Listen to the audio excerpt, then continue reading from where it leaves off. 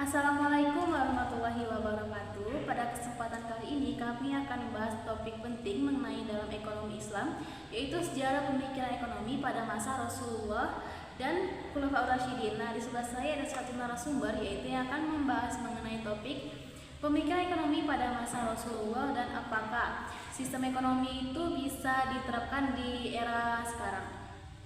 Baiklah, terima kasih kepada Saudara Viola. Di sini saya akan menjelaskan tentang praktik ekonomi pada masa Rasulullah. Pada masa Nabi, ekonomi itu dibangun dengan tiga prinsip besar, yaitu kejujuran dan anti riba. Riba dihapus, transaksi harus jelas, nggak boleh tipu-tipu. Nabi sangat tegas soal keadilan dalam jual beli. Ya, terus yang kedua itu ada pasar bebas tapi diawasi. Rasulullah bikin pasar Madinah yang bebas dari monopoli, pungutan liar dan kartel. Harga dibiarkan alami, tapi praktik zalim langsung ditegur. Terus yang ketiga itu tanggung jawab sosial.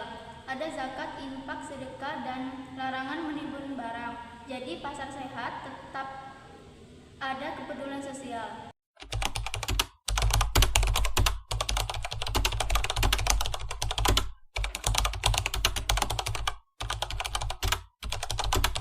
Jawabannya itu bisa, tapi tidak 100% bisa diterapkan pada kehidupan pada hari ini. Larangan riba sekarang bentuknya bank syariah, pasar adil dan anti monopoli. Cocok banget buat kondisi modern. Zakat dan distribusi kekayaan masih relevan untuk kurangi kemiskinan. Transparansi akad sangat penting dalam ekonomi digital dan jasa.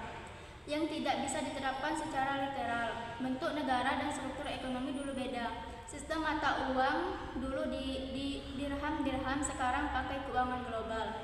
Mekanisme perdagangan zaman dulu masih sederhana. Baiklah, di sebelah saya sudah ada Saudara Viola.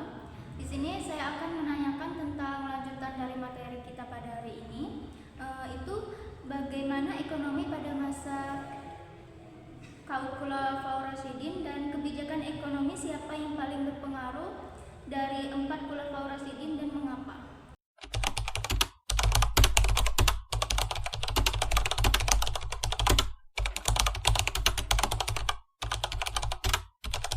Pemikiran ekonomi pada masa Khulafaur Rasyidin itu berkembang sangat pesat dan jauh lebih terstruktur dibanding pada masa Nabi Muhammad SAW.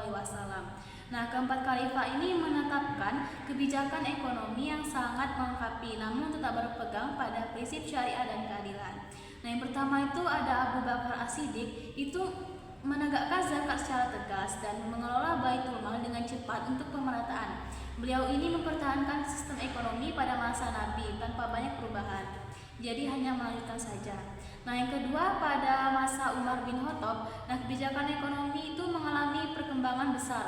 Umar itu membentuk hizbah atau lembaga pengawasan pasar, menerapkan pajak seperti kharaj, jizyah, serta mengatur tanah taklukan agar tidak dimonopoli.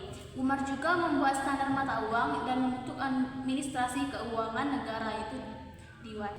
Yang ketiga itu ada Utsman bin Affan. Nah, dalam masa Utsman bin Affan ini ditandai dengan pembangunan infrastruktur besar seperti pelabuhan, jalur perdagangan, sumur, dan masjid. Ekonomi berkembang seiring meluasnya wilayah Islam. Nah, yang keempat ini ada Ali bin Abi Thalib. Dia menekankan keadilan dan transparansi. Beliau juga memberhentikan penjabat yang korupsi dan mengembalikan aset negara yang disalahgunakan dan memastikan distribusi Baitul Mal itu dilakukan secara merata. Jadi secara keseluruhan ekonomi pada masa Khulafaur Rasyidin itu sistem yang stabil, transparan, dan sangat progresif dalam masa itu. Nah, dari keempat Khulafaur Rasyidin itu, tokoh yang memiliki kebijakan paling berpengaruh itu Umar bin Khattab. Nah, karena pertama itu Umar itu melakukan reformasi ekonomi besar-besaran. Ia memperkenalkan pajak seperti kharaj, jizyah, serta mengatur tanah taklukan agar tidak jatuh ke tangan individu tertentu. Nah, kedua, Umar ini membentuk beberapa lembaga negara seperti hizbah untuk mengawasi pasar dan diwan sebagai administrasi keuangan. Ia juga membuat standar mata uang.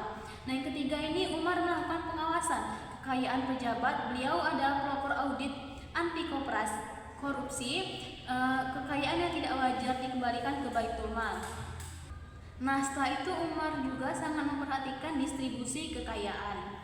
Bantuan negara itu dibagikan sesuai dengan kebutuhan, bukan sekedar rata-rata. Nah, setelah itu juga Umar itu membangun infrastruktur penting seperti irigasi, jalan, pos, perbatasan untuk mendukung ekonomi dan pertahanan. Karena itulah kebijakan Umar itu dianggap paling berpengaruh dan menjadi dasar bagi banyak konsep ekonomi Islam di era modern sekarang. Baiklah, lanjut ke diskusi kita selanjutnya. Di sebelah saya sudah ada narasumber. Di sini saya akan menanyakan tentang apa tantangan terbesar dalam menerapkan prinsip ekonomi Islam di masa modern dan nilai ekonomi Islam apa yang paling relevan untuk mengatasi masalah ekonomi Indonesia pada saat ini. Tantangan terbesar dalam menerapkan prinsip ekonomi Islam di era modern adalah sistem ekonomi global yang berbasis riba. Banyak lembaga keuangan, bank internasional, dan pasar modal dunia memakai bunga sehingga sulit menerapkan sistem tanpa riba secara penuh. Selanjutnya itu ada kurangnya pemahaman masyarakat. Tidak semua masyarakat memahami konsep-konsep Islam seperti bagi hasil, zakat, larangan gharar, dan keadilan distribusi. Selanjutnya regulasi negara yang belum sepenuhnya mendukung. Sebagai kebijakan pemerintah masih mengikuti standar ekonomi konvensional sehingga penerapan ekonomi Islam belum maksimal. Setelah itu ada tantangan teknologi dan digitalisasi.